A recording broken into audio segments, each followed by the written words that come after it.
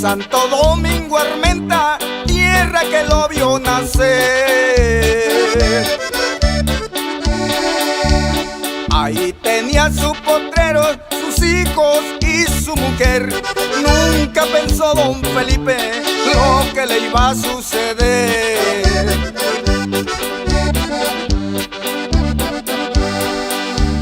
Feliz vivía con sus hijos, pero un día todo cambió. 3 se fueron para el norte y uno con él se quedó. Triste vivía don Felipe, dedicado a su labor.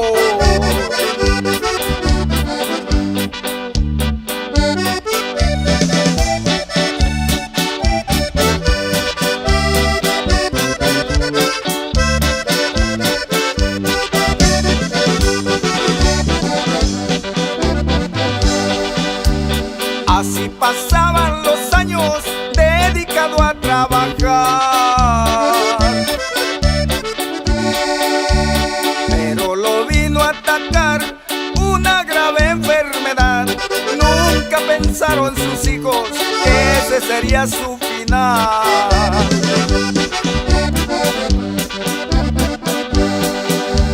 Lo llevaron a Acapulco para ver si lo salvaba.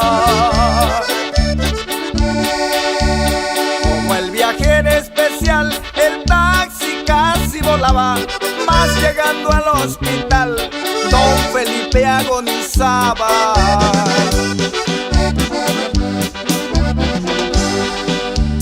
La hincha Sofía y doña Gloria recuerdan a su hermanito.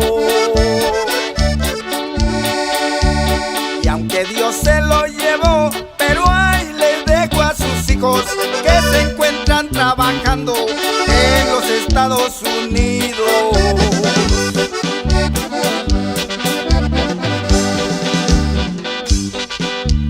Mauro Bernal, su sobrino, triste se pone a pensar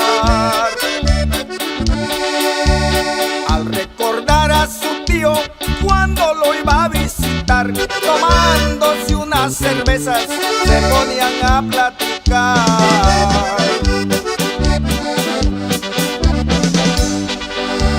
Ya me voy a despedir, el corrido ha terminado. Ya se murió don Felipe, debemos de recordarlo. En Santo Domingo Armenta, ahí quedó sepultado.